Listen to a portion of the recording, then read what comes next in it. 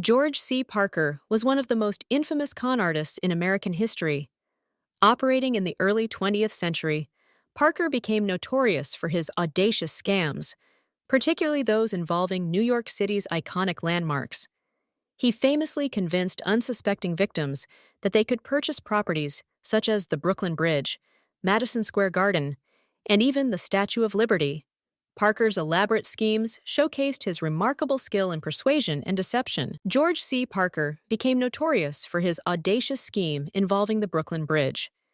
He would forge ownership documents, making it appear as though he was the legitimate owner of the iconic landmark.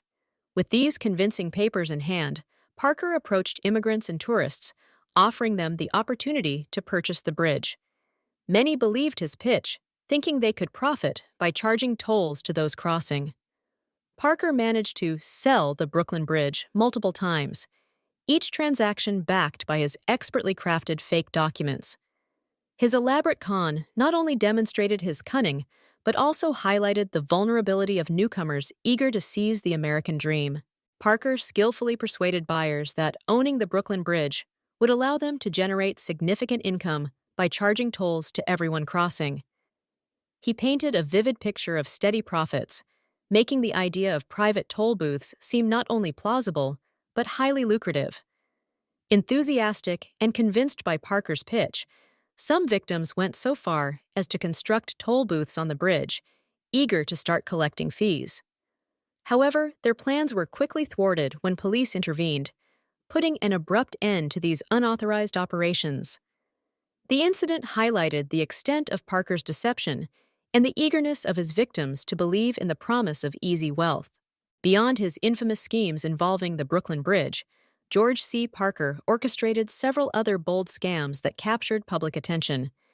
He once claimed to own the Statue of Liberty, convincing unsuspecting buyers that they could purchase the iconic monument. Parker also targeted Madison Square Garden, fabricating documents to support his ownership and attempting to sell it to eager investors. After years of evading law enforcement, Parker was finally apprehended and brought to trial. The evidence against him was overwhelming, leading to his conviction for multiple crimes.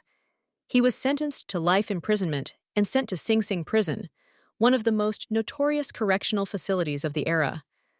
Parker spent the remainder of his days behind bars, where his story came to a quiet end.